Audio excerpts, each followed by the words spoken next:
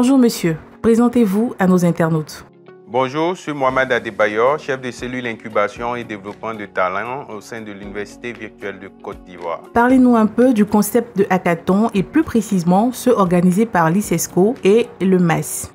Le hackathon, c'est une compétition d'innovation intensive. Ça réunit des talents, des jeunes, des apprenants, ça réunit aussi des coachs pour pouvoir réfléchir sur des solutions à nos problématiques contemporaines.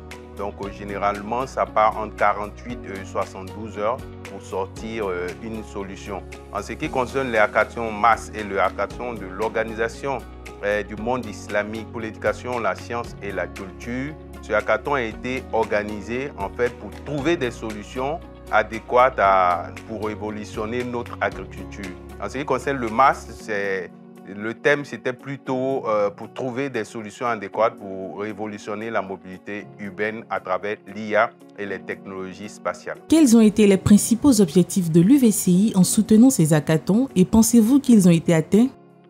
Oui, en soutenant ce hackathon, c'était de nous positionner déjà en tant que leader de l'écosystème tech. Et c'était aussi d'apporter notre expertise parce que l'UVCI aujourd'hui a eu à organiser plusieurs hackathons à l'échelle sous-régionale. Donc, profiter de notre expertise, partager cette expérience-là en termes de rédaction de TDR, en termes de mise en place de plateformes, en termes d'accompagnement des différents mentors, en termes de conseils et en termes aussi de synthèse de tout ce que nous avons reçu en termes de projet. Quels défis avez-vous rencontrés lors de l'organisation et du suivi de ces événements et comment ont-ils été surmontés? Les défis les plus grands, c'est que je vous dis à 48 heures de la fin du processus, on n'avait que 3 inscrits.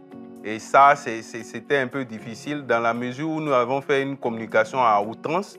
Et Dieu merci, avant la clôture des inscriptions, on avait plus d'une trentaine d'inscriptions. On a compris plus tard que en fait, les équipes attendaient d'avoir le maximum d'informations, d'enrichir au maximum leurs différents projets avant de les déposer.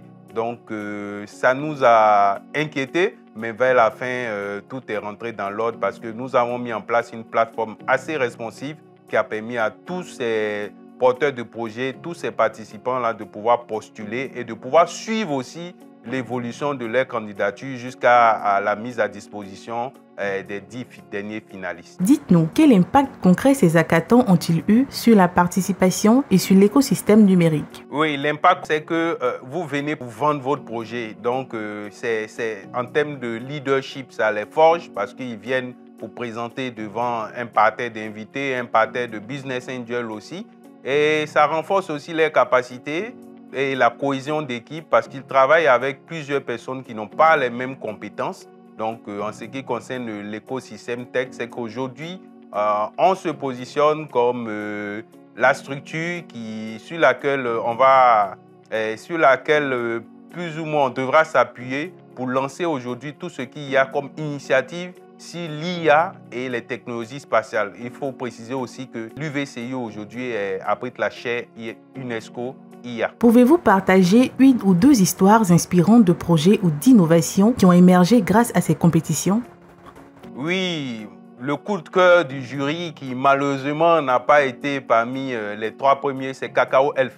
C'est Cacao Elf qui a été développé par les apprenants de l'UVCI, qui est un système innovant qui utilise un peu les données multi-sources, que ce soit les drones, que ce soit les satellites, que ce soit le mobile, pour pouvoir détecter de façon précoce les maladies du cacaoyer. Vous savez, aujourd'hui, notre pays est le premier producteur du cacao et le slow and shoot aujourd'hui fait du mal à cette production-là. Donc, cette solution aujourd'hui développée par nos apprenants permettra aujourd'hui d'avoir plus en termes de production et puis en termes de ressources aussi. Enfin, quelles sont les recommandations faites à l'issue de cet hackathon et les perspectives pour l'UVCI?